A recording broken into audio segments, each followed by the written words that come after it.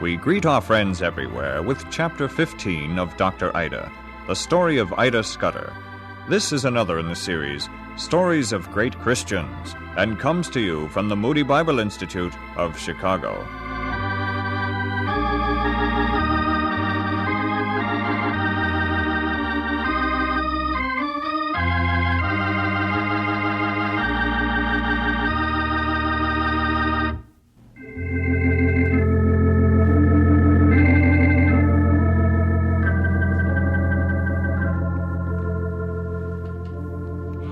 Several weeks had passed since I received the cablegram telling me of Birchfield Milliken's death.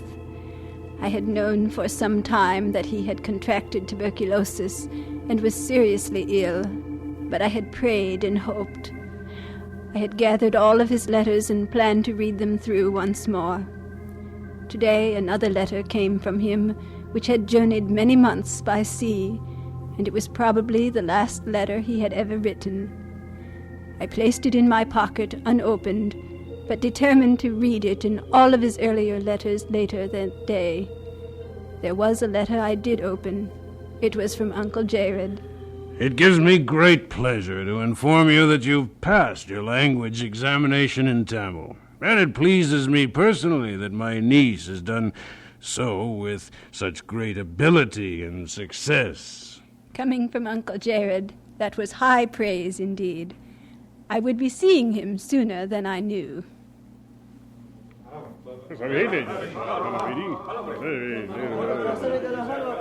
Two more dead rats, Ida. Bitten by the plague-bearing flea. It's cholera. So it's finally come to Arcot. Oh, Mr. Bantalu. Oh, Mr. Scudder and Dr. Scudder. A sad day. I had no idea the plague had reached Vellore. I was just passing through.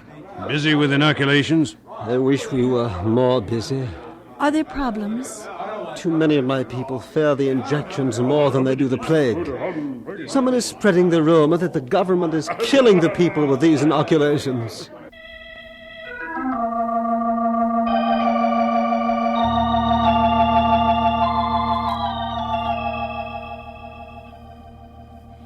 We did as much as we could, giving as many injections as would be accepted, going through the routine of burning the personal belongings of persons who had died from cholera, and disinfecting homes where fatalities were found.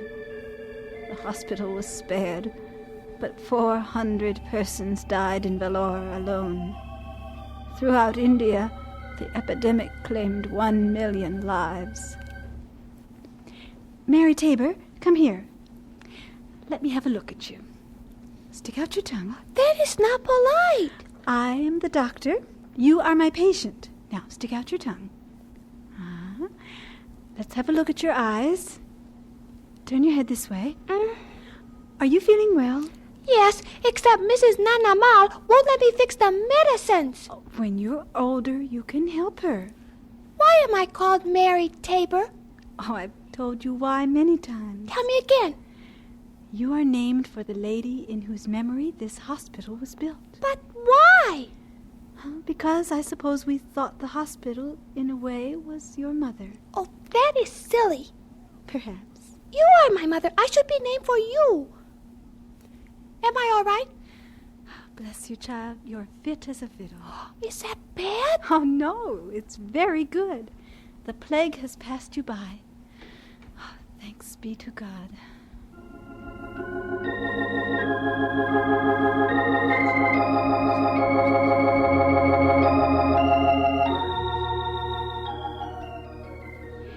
It had been a busy and frightening week, but the danger was now past, and the time had come for a retreat and my rendezvous with the memory of Birchfield Milliken.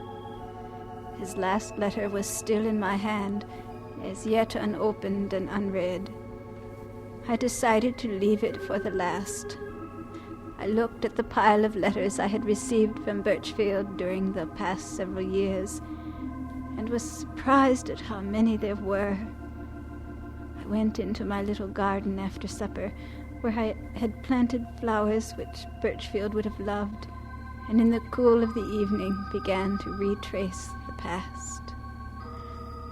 The first indication that he was not well was in a letter written in April 1902. My very dear friend, with this letter I have some bad news, but I hope you'll not find it too disturbing. You have enough to worry about with all of your sick friends in India. But since you are always my best of friends, perhaps I ought to tell you. Apparently it had begun with influenza, which developed into a chronic infection. Birchfield thought he was fighting tuberculosis. I remember that I wrote him an immediate reply. I told him how TB was so rampant in India, how that very day I had treated a tubercular mother who had 4 children, a mother who would probably die. I told him I knew what he was fighting. I remembered that I wondered to myself, I wouldn't have written this to him. I wondered whom did I love more when all was said and done, the Indian mother or Birchfield. I am still alive to receive and enjoy your letter. And that unwelcome thing, death, seems not so near as when I wrote you 2 months ago. I think I'm a little improved since then. But I'm glad you can't see me now or hear me. It's a harsh, ugly cough to inflict upon friends. I'm not discouraged, and you must not be. If your thoughts have time to turn to me, mine are always with you, desiring for you all you wish to attain. What had I wished to attain? He had written those words 2 years ago. What had I wished to attain? To serve my Lord, love for a good man who loved and needed me, a new hospital to make people well so they could die of famine. As I read amid welling tears, I felt confused and alone. I'm living in the Southwest now, on the border of Texas and New Mexico. I live in a tent in the hills. Remember how much I love the hills? The air is dry and warm. Please don't work too hard. The next letter was written a year ago. My dearest Bonnie. When had he begun to call me Bonnie? My father had called me that often. But Birchfield, strange.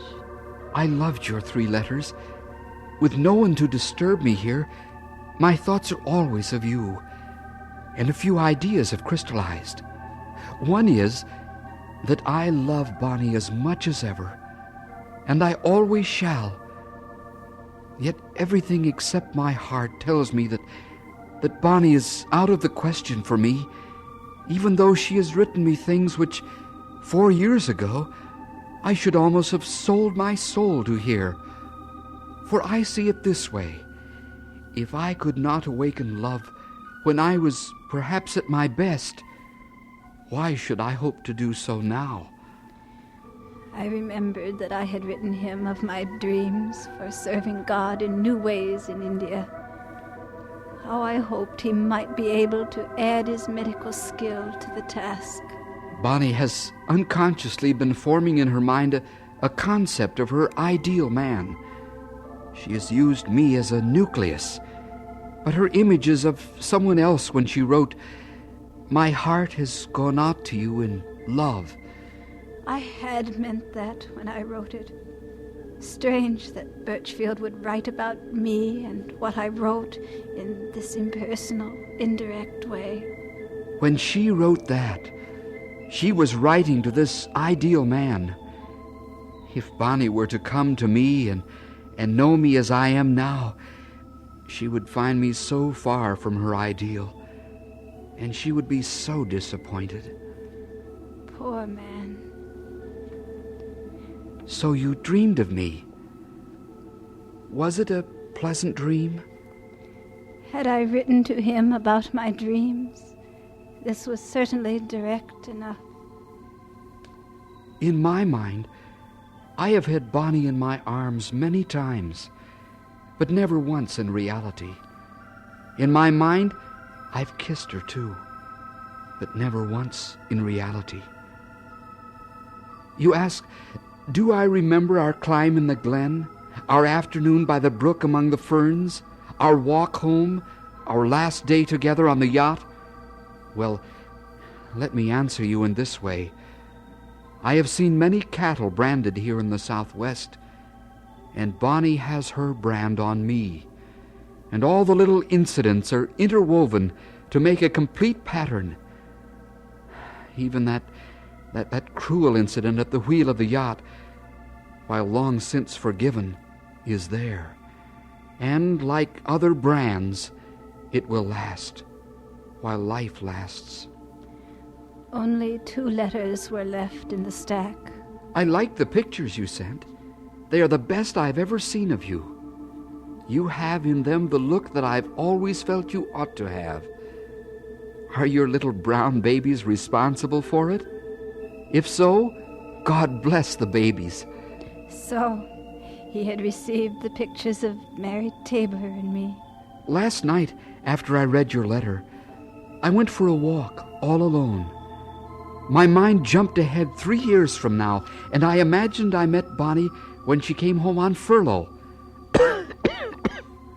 Will I meet her when she does come home? I walked toward the full moon, which was rising. Did you look at that same old moon last night? Goodbye, Bonnie.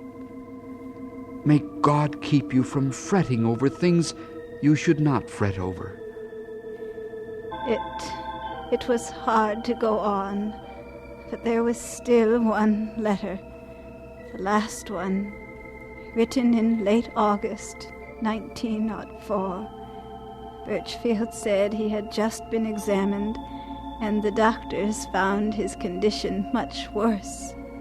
He said he was tired of being sick. I hope by this time you've been out of Vellore for a vacation. How I wish I could have you here in the Southwest, and that you could ride the plains with me. I think I would keep you out of doors all the time until you were brown as a berry, and your eyes sparkled with life and vigor. Then I would say funny things to make you laugh. But what vain imaginings! Take time from your little detail work to contemplate the vast, worldwide, centuries-long things. Your little troubles will vanish in comparison with God and His vastness and doings. Now, goodbye, little girl. God bless you and keep you strong and courageous, broad-minded and true.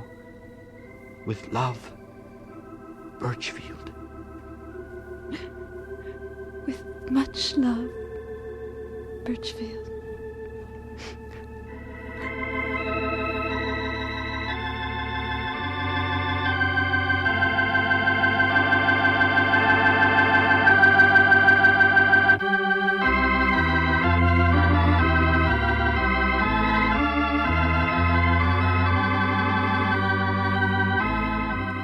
And so we conclude Chapter 15 of Dr. Ida, the story of Ida Scudder.